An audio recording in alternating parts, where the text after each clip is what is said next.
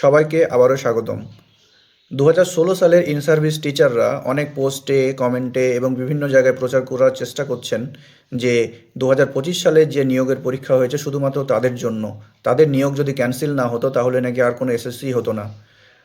তাদের উদ্দেশ্যে আমার একটা প্রশ্ন, আপনারা কি সুপ্রিম কোর্টের রায় ভুলে গেছেন? সুপ্রিম কোর্ট কী বলেছে চলুন আরেকবার মনে করিয়ে দিই। সুপ্রিম কোর্টের রায়ে বলা হয়েছিল যে আপনাদের যে নিয়োগ ক্যান্সেল হয়েছে সেই নিয়োগটা অ্যাফোরসেড পোস্ট বা ডিক্লেয়ার্ড ভ্যাকেন্সিতে করার জন্য, যে ভ্যাকেন্সিতে আপনারা পরীক্ষা দিয়েছিলেন সেই ভ্যাকেন্সি। এই যে 2025 সালের পরীক্ষা হয়েছে, এখানে কি আদৌ সেই ভ্যাকেন্সি আছে? কেউ কোনো পোস্টে চাকরি করছে, সেই চাকরির পোস্ট ভ্যাকেন্সি হিসাবে কি দেখানো যায়? তাহলে আপনারা কেন বলছেন যে আপনাদের জন্য এই পরীক্ষা হয়েছে? এই 35,000 যে ভ্যাকেন্সি, সেই ভ্যাকেন্সি তো শুধুমাত্র ফ্রেশারদের জন্যই। এখানে তো আপনাদের কোনো অধিকার নেই। আর আপনারা এখানে অতিরিক্ত 10 নাম্বার নিয়ে নিজেদের সিটটাকে নিতে এসেছেন। আপনারা সরকারের কাছে কেন পারলেন না, কেন বলতে এখনও পারছেন না যে 2016 সালের ভ্যাকেন্সি যেটা সুপ্রিম কোর্ট বলেছিল সেই হিসাবে নিয়োগ করার কথা? আপনারা তো অনেক ক্ষমতাবান, আপনারা কোর্টে এতগুলো উকিল দিচ্ছেন, আপনারা সব জায়গায় কোর্টে গিয়ে রায়কে চেঞ্জ করে দেওয়ার চেষ্টা করছেন। তাহলে আপনারা সরকারকে, কমিশনকে কেন বলতে পারছেন না যে এই ভ্যাকেন্সিতে আপনাদের নিয়োগ নেই, আপনাদেরকে 2016 সালের অ্যাফোরসেড পোস্টে নিয়োগ করা হোক? আপনারা পারলে 2016 সালের সেই পোস্টে আপনাদের নিয়োগটাকে করান না। সেখানে আপনারা 10 নিন, 20 নিন, 30 নিন, আপনাদেরকে কেউ কিছু বলতে যাবে না। কিন্তু আপনারা এই 10 নাম্বার নিয়ে একটা জেনারেশনকে পুরো নষ্ট করে দিচ্ছেন, সেটা আপনাদের বোঝা উচিত।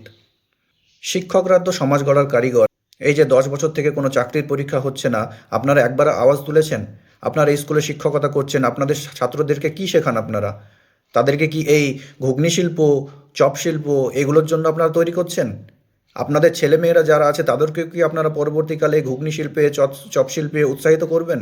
আপনারা যেখানে শিক্ষকতা করছেন স্কুলে, আপনারা যাদেরকে পড়াচ্ছেন তারাও তো আপনার ছেলেমেয়েদের মতোই।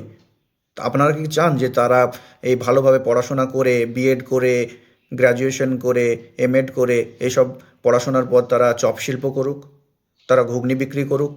আপনারা কি তাহলে আমাদের মন্ত্রীদের যে ভাষণ বা কথা তাতে সায় দিচ্ছেন? আর এই 10 নাম্বার নেওয়ার পরেও আপনাদের সহকর্মীদের তো অনেকেই এখনও পর্যন্ত ডাক পাননি। তাদের কথা আপনারা একবারও ভেবেছেন? কেন তাদের কথা ভাবছেন না?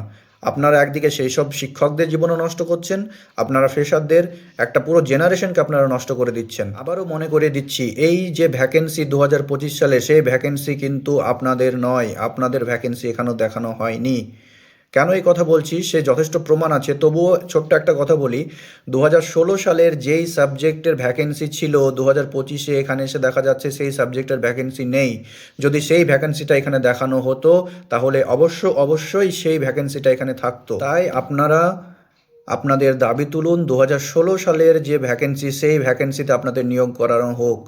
সেই ভ্যাকেন্সিতে নিয়োগ করানো হলে ফ্রেশারদের কোনো যায় আসে না। সেখানে আপনারা যত খুশি এক্সপিরিয়েন্সের নাম্বার নিয়ে আপনারা এগিয়ে যান, আপনারা চাকরি করুন, কেউ কিছু বলতে যাবে না। তাহলে এত উকিল দেওয়ারও দরকার পড়বে না, কোর্টে আপনাদের এত ডিউটি করারও দরকার পড়বে না। আর যদি এভাবে নিয়োগ হয়েও যায় তাহলে আপনারা জেনে রাখুন, কেসের পর কেস চলতেই থাকবে। ফ্রেশাররাও কেস করবে, আপনারাও কেস করবেন এবং মাঝখান থেকে জিতে যাবে সরকার। না লাভ হবে ফ্রেশারদের, না লাভ হবে আপনাদের। আর এভাবে নিয়োগ হওয়ার ফলে 2016-র মতোই এই প্যানেল একদিন ক্যান্সেলের পথে যাবেই যাবে। তাই আপনারা এই প্যানেলটিকে আলাদা করার চেষ্টা করুন। আপনারা আপনাদের মতো নিয়োগ নিন এবং ফ্রেশারদেরকে ফ্রেশারদের জায়গায় ছেড়ে দিন। ধন্যবাদ।